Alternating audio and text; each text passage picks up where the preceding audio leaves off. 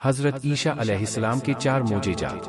حضرت عیسیٰ علیہ السلام نے بنی اسرائیل کے سامنے اپنی نبوت اور معجزات کا اعلان کرتے ہوئے یہ تقریر فرمائی جو قرآن مجید کے سورہ آل عمران میں ہے، جس کا ترجمہ یہ ہے کہ وہ رسول ہوگا بنی اسرائیل کی طرف فرماتا ہوا کہ میں تمہارے پاس ایک نشانی لایا ہوں تمہارے رب کی طرف سے کہ میں تمہارے لیے مٹی سے پرندے کی صورت بناتا ہوں، پھر میں اس میں پھونک مرتا ہوں تو وہ فوراً پرندہ ہو جاتی ہے اللہ کے حکم سے، اور میں شفا دیتا ہوں مادرجات اندھے اور سفید داغ والے کو، اور میں مردے زندہ کرتا ہوں اللہ کے حکم سے، اور میں بتاتا ہوں جو تم کھاتے اور جو تم اپنے گھر میں جمع کر کے رکھتے ہو، بے شک ان باتوں میں تمہارے لیے بڑی نشانی ہے اگر تم ایمان رکھتے ہو۔ اس تقریر میں آپ نے اپنے 4 معجزات کا اعلان فرمایا: مٹی کے پرندے بنا کر ان کو پھونک مار کر اڑا دینا، مادرجات اندھے اور کوڑی کو شفا دینا، مردوں کو زندہ کرنا، جو کچھ کھایا اور جو کچھ گھروں میں چھپا کر رکھا ان کی خبر دینا۔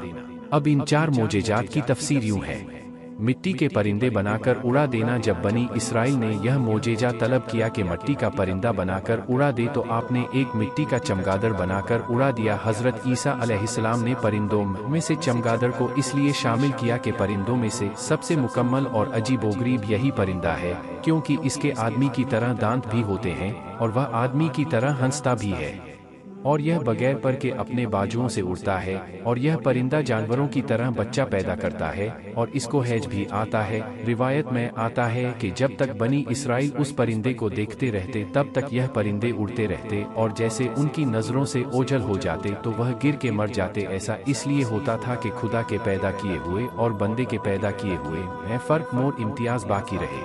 مادرجات اندھے اور کوڑی کو شفا دینا۔ روایت ہے کہ ایک دن میں 50 اندھوں اور کوڑیوں کو آپ کی دعا سے شفا حاصل ہوئی کہ وہ ایمان لے آئیں گے۔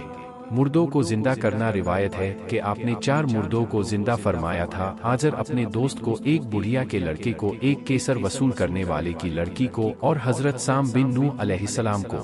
اجر یہ حضرت عیسیٰ علیہ السلام کے ایک دوست تھے۔ جب ان کا انتقال ہونے لگا تو ان کی بہن نے آپ کے پاس ایک کاشید بھیجا کہ آپ کا دوست مر رہا ہے۔ اس وقت آپ اپنے دوست سے 3 دن کی دوری پر تھے۔ اجر کے انتقال اور دفن کے بعد حضرت عیسیٰ علیہ السلام وہاں پہنچے اور اجر کی قبر کے پاس تشریف لے گئے اور اجر کو پکارا تو وہ زندہ ہو کر اپنی قبر سے باہر نکل آئے اور برسوں تک زندہ رہے اور صاحب اولاد بھی ہوئے۔ بڑھیا کا بیٹا مر گیا تھا اور لوگ اس کا جنازہ اٹھا کر اسے دفن کرنے کے لیے لے جا رہے تھے۔ حضرت عیسیٰ علیہ السلام کا ادھر سے گزر ہوا تو وہ آپ کی دعا سے زندہ ہو کر جنازے سے اٹھ کر بیٹھ گیا اور کپڑے پہن کر اپنی جنازے کی چارپائی کندھے پر اٹھا کر اپنے گھر کی طرف چل دیا اور مدتوں تک زندہ رہا۔ اس کی اولاد بھی ہوئی۔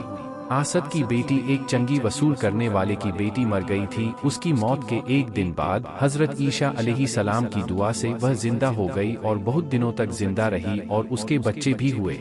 حضرت سام بن نوح علیہ السلام تینوں مردوں کو جب آپ نے زندہ فرمایا تو بنی اسرائیل کے باشندوں نے کہا کہ یہ تینوں در حقیقت مرے نہیں تھے بلکہ تینوں پر سکتہ طاری تھا، اس لیے وہ ہوش میں آ گئے، لہٰذا آپ کسی پرانے مردے کو زندہ کر کے دکھائیے۔ تو آپ نے فرمایا کہ حضرت سام بن نوح علیہ السلام کو وفات پائے ہوئے 4000 برس کا زمانہ گزر گیا ہے، تم مجھے ان کی قبر پر لے چلو تو میں ان کو اللہ کے حکم سے زندہ کر دیتا ہوں۔ تو آپ نے ان کی قبر کے پاس جا کر اس میں آجم پڑا تو فوراً ہی حضرت سام بن نوح علیہ السلام قبر سے زندہ ہو کر نکل آئے اور گھبراتے ہوئے پوچھا کہ قیامت قائم ہو گئی ہے۔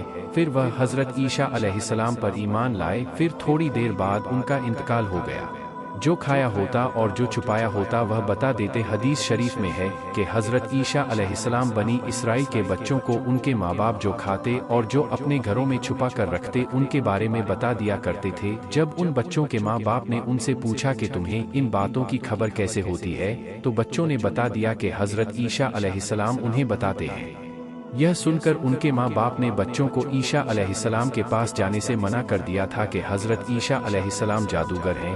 نعوذ باللہ۔ جب حضرت عیسیٰ علیہ السلام بچوں کی تلاش میں بستی میں داخل ہوئے تو بنی اسرائیل نے اپنے بچوں کو ایک مکان کے اندر چھپا دیا کہ بچے یہاں نہیں ہیں۔ تو آپ نے پوچھا کہ گھر میں کون ہے تو انہوں نے کہا کہ گھر میں سور بند ہے۔ تو آپ نے فرمایا کہ اچھا سور ہی ہوں گے۔ چنانچہ لوگوں نے مکان کا دروازہ جب کھولا تو مکان میں سے واقعی سور نکلے۔ اس بات کا بنی اسرائیل میں چرچا ہو گیا اور بنی اسرائیل نے غصے میں آ کر آپ کے قتل کا منصوبہ بنا لیا۔ یہ دیکھ کر آپ کی والدہ بی بی مریم رضی اللہ عنہا آپ کو ساتھ لے کر مصر کو ہجرت کر گئی۔ اس طرح آپ ان سے محفوظ رہے۔